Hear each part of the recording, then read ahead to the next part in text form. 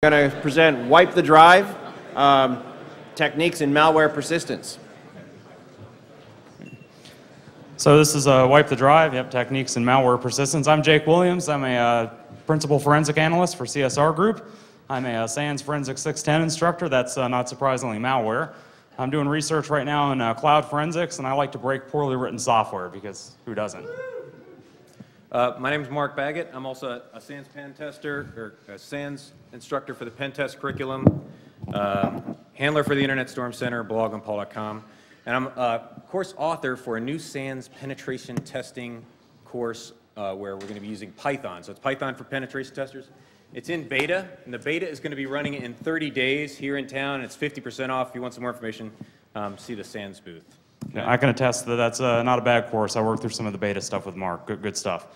So today we're here to talk about Wipe the Drive. What we're saying is if you have malware on your machine, that without question the best course of action is to just wipe the drive, not depend upon forensics or software to clean up that malware on your behalf. If you get it, wipe the drive. And the reason we feel like we need to say this is because there is this bias against just wiping the drive. Both from technicians, you'll hear technicians say things like, you know what, I think the people who just wipe the drive, or just want to wipe the drive and not take on the task of removing that malware, they just lack the intestinal fortitude to take on the challenge of wiping the drive, right?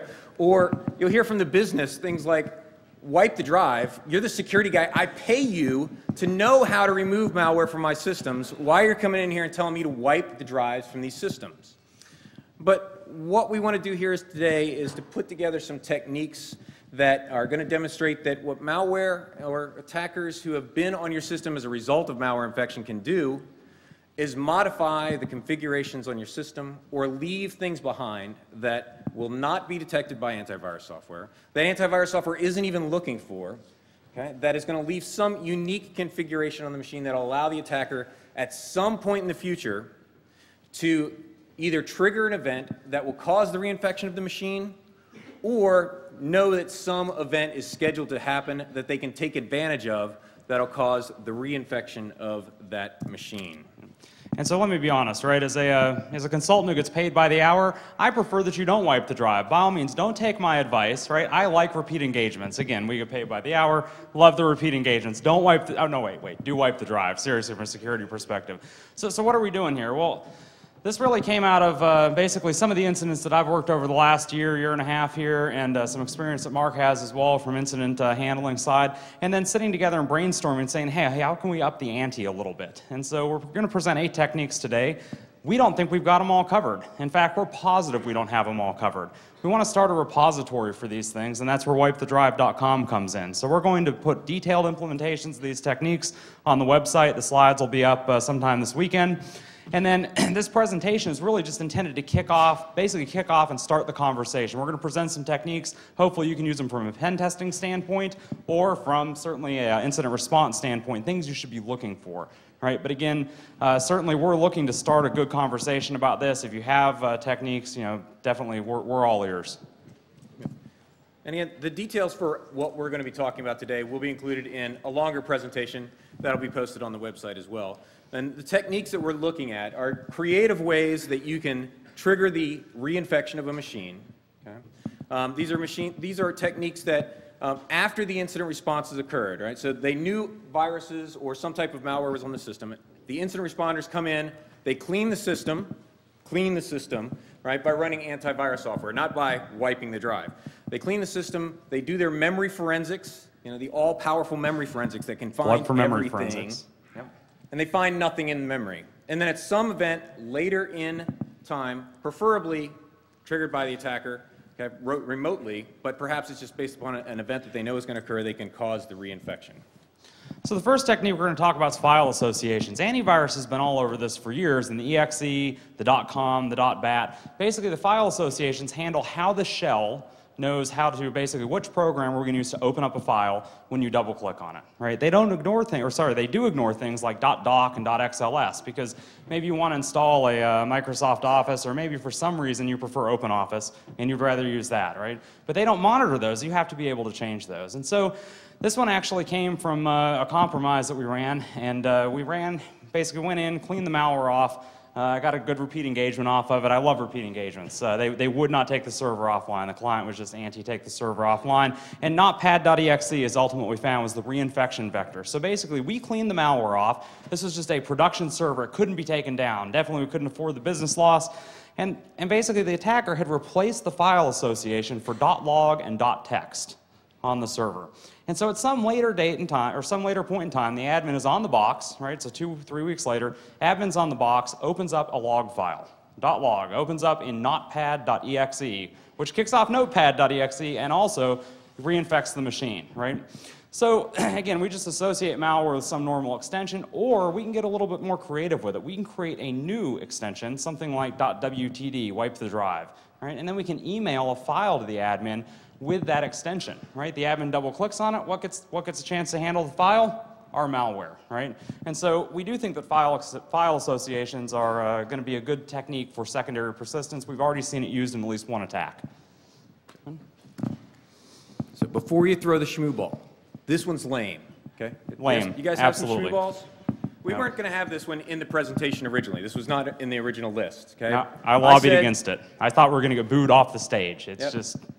But, so I did this post on the Internet Storm Center that talked about this technique, and what I got was email after email streaming in from people talking about these different applications that they had found on their systems that are exploitable via this vulnerability. And I'm convinced that just about every Windows system that exists today has at least one of these particular vulnerabilities that will allow you to reinfect the host. So what is the vulnerability? Well, first, it's been around since 2000. We shouldn't be dealing with this today, but sadly, we still are on every single machine.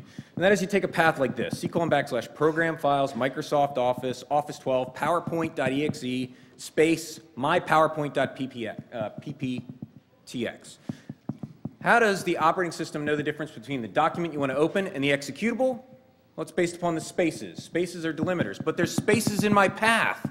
So how does it know that I don't want to launch /program.exe or /program files Microsoft.exe? How does it know that I want to launch PowerPoint.exe? And the answer is, it doesn't, right? It tries them all. So the first thing it tries to load is /program.exe. Then it moves down the chain until it gets it right. So you drop your malware on the hard drive under /program.exe, and you're just about on any machine today guaranteed that it's going to be launched at some point in time by applications like, I don't know, Microsoft Defender, Java, Adobe, Flash, Internet, or PowerPoint, right? All these applications are launching program.exe. And you can test this by taking a copy of Calculator, put it on your hard drive as program.exe, and just watch all the calcs that launch on your machine or launch in the background invisibly on your machine. Okay? Yep. There's some interesting ones that we've seen as well. Go ahead. Yeah. How many of you guys are government employees or card-carrying members of the infamous CAP card? Yeah, that's cool. I wouldn't raise my hand either, but that's cool. So one of the emails that we got, and this is really interesting, actually involved some of the CAP card reader software installed on the quote-unquote golden images all around some U.S. government organizations. And so what turns out is that when you put your smart card in, then it launches the program to handle it. And so then program.exe then now not only executes at some time in the future, but at some time that we can socially engineer in the future. Maybe we socially engineer the user of the machine that we've left program.exe on, say, hey, do something that would require you to insert your CAC card at this point, or maybe they just insert their CAC card to log on, and then again, we're right back in business. Yep, and launch it, steal their credentials, move on. Absolutely. Yep. So the third technique we're going to talk about is image file execution options. Microsoft figured out a while ago that they would need potentially to basically allow users to set different execution options on a per executable basis. So this is controlled by the executable that's actually being launched. So we can set up a, say for notepad.exe, I hate to pick on Notepad, but it's on every machine and opens often enough, why not? We attach to a process that we know is going to run. Something maybe that we know runs periodically, like defrag. We know that's going to run relatively weekly, depending on your system.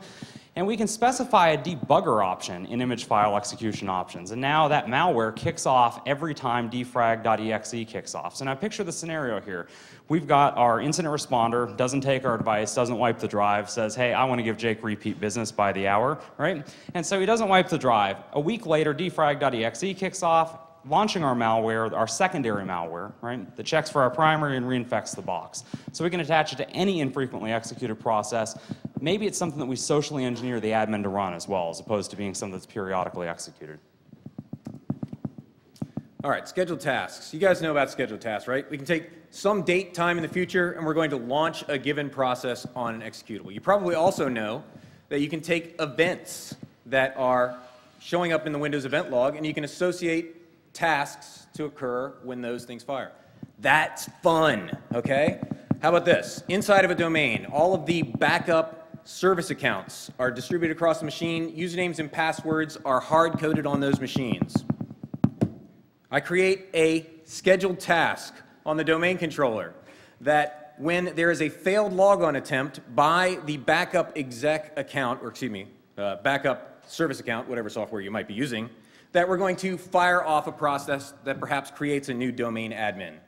You come in, you clean up the infection. Okay? You didn't wipe the drives, you just ran your antivirus software, but these scheduled tasks are left behind. Okay? At some point in the future, when I want to get back on the system, net use host, username, backup account, password, incorrect password. It triggers a failed login attempt by the backup account, which never occurs under normal circumstances. Fires off my malware, I get reinfected. Or we need to do it remotely. How many people have RDP services available through your firewalls? Right. Yes. All right, you're all lying. Okay? And so something that's neat is we don't have to tie it from the RDP standpoint to the actual account name that's being locked out, right? Or that we're trying to get a failed login on. Yeah, we so could RDP tie it doesn't have anything to do with backups, but right. Absolutely not. Right, but we can even do something a little more creative, right? We've got RDP, as we all know from the RDP logs, it shows the host name that you tried to RDP from. We can tie it to that as well. Yep. All right, so we can get pretty creative here from a remote retriggering standpoint. The custom options in there allow you to define XPaths, where you can define filters basically on data elements. So things such as a given host name showing up in the event log can be used to trigger your malware. And then I did a post on paul.com about 6 months ago on how to use event tracing for Windows to steal SSL cookies, SSL usernames, and passwords out of event logs on systems. So basically on the Windows operating system, you have about 650 different event trace providers. And these are providers that generate event logs, but they're not event logs that show up in the event viewer. They just are logged elsewhere in the system. You can associate, or you can define a service trigger that based upon any one of those events, you can have it fire off a service. So start your service. This is how the Windows operating system does things like, start the TCP stack whenever a network is present. And there are thousands and thousands of options when it comes to defining these event triggers and what the things that are logged in there. I think there's a lot of options this is where a lot of interesting things can be done, such as when a given USB device is on a machine, you can fire off a service. How about these? When a given host name is resolved, right? So when a browser goes to a specific web page, or when I email in an HTML document that has an image tag that goes off to a specified domain. Whenever I see that domain name showing up in the logs from one of these event trace providers, fire off my malware. Or perhaps it's based upon the physical presence of a physical network. So when the device is plugged into a given SCADA network, or taken off the business NAN and plugged into a separated business segment, then we fire off the executables. Or perhaps when it's removed from the business network to prevent forensics from occurring, we fire off the malware there. I also like the option of doing it based upon wireless networks. So the malware fires in the presence of a specific SSID. So they've removed your malware from the system. At a later point in time when you want to reinfect the organization, you just come into range of the machines that have these event trace provider monitors that will fire off the malware because your wireless access point is now within range. They detect it and they launch the malware. Or you could even do this with a bring your own device. In fact, a machine at home, when the machine at home is brought into the presence of the business network, then it fires off the malware. So service failovers is the next technique we'll talk about. Service failovers are all kinds of cool. We can take an existing service, a legitimate service. I think every forensic professional in here knows you got to go through the services. You have to look. Malware likes to persist as services. We're not introducing that. We're looking at using an actual service failover. So we want to piggyback on an existing service, maybe even something cool like antivirus, right? That's a big win. You always like attacking, or I always like to attack the antivirus. But so we can set the services basically with recovery actions that happen when services fail. Now all we have to do is guarantee that the service is going to fail, right? We can do something creative like make the service dependent on our primary malware. And then when our primary malware is removed by the incident responder, the service fails and it kicks off our secondary malware, we're right back on the box, right?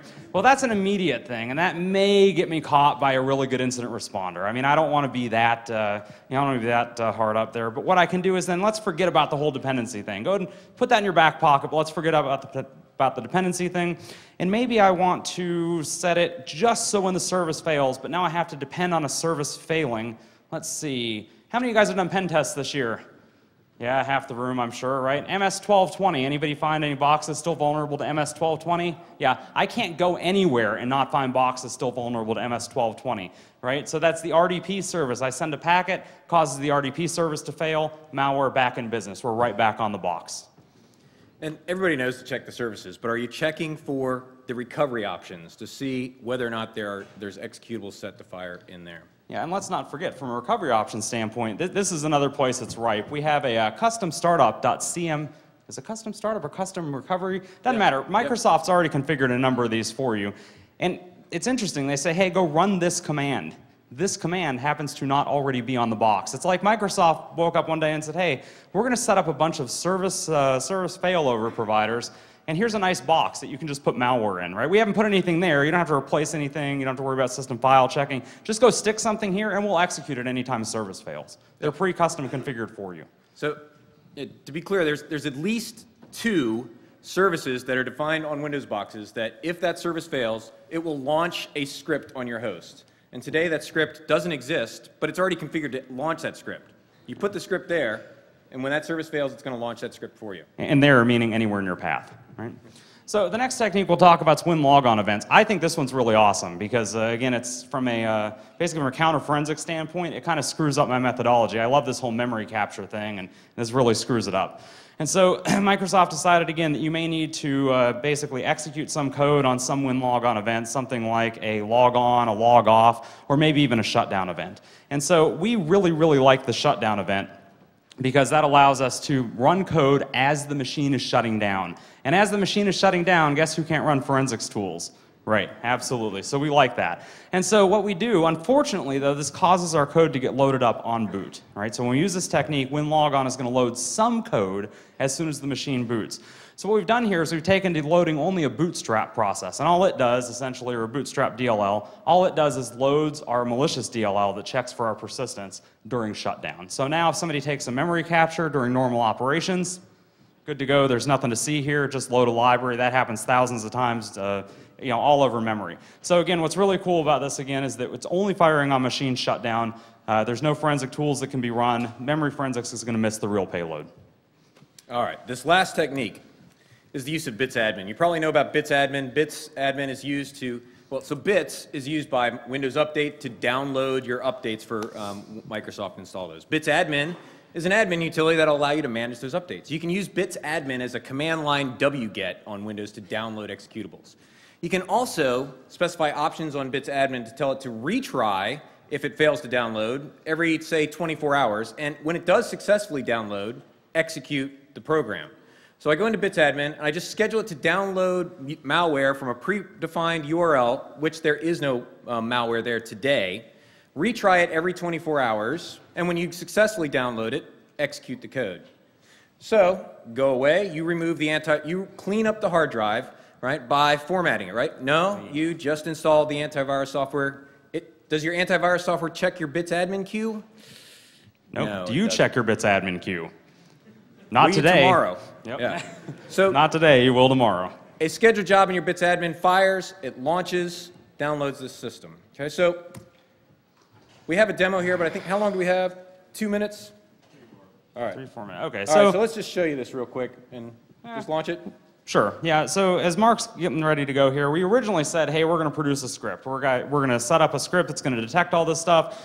And as we were working through, we realized that on an average light load system, this produces somewhere in the neighborhood of 10 megabytes of textual output to check for all this stuff. And we said, hey, we would like to go through and figure out what good looks like so we can start whitelisting. And then we realized, hey, that's a bad plan, right? We don't ever want to say your stuff is good when indeed it is not good. We would rather just do data collection and then let you analyze. You have to know what good looks like.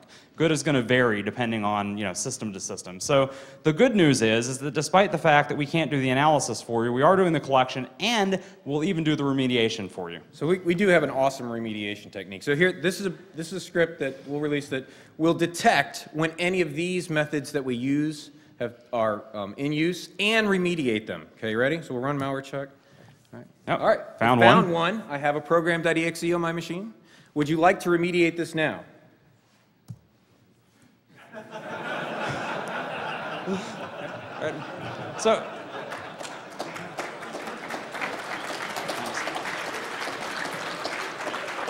So again, I mean, all laughing aside, right? We contend that we're not that smart. We came up with these 8, right? We've seen a lot of these already used, and we think there are a lot more out there. Right, so laying all joking aside, that format C drive, that is the remediation, right? I don't think as a forensics professional that I'm smart enough, obviously I'm checking for these things now, right? But I don't think that I'm smart enough to beat every attacker out there, right? I'm going to continue to recommend to clients, once you're owned, right? What happened? I was just hitting no. Oh, you no. Okay, good. No, that's a good idea, yes. So, I mean, again, I'm going to continue to recommend to clients that they reinstall the system from scratch. So as I hope we've stirred the pot, as you come up with other ideas based upon event logs and things like that, send them our way. We'll give you full credit on these, make sure that they get posted. But as we collect up these ideas, we'll be posting these with full credit on wipethedrive.com. And there's our Twitter handles if you're interested. Yeah. And again, we'll have this stuff posted sometime this weekend. Again, we really appreciate your time. Definitely interested to hear better ideas here, or potentially different ideas for malware persistence. Thanks, guys. All right.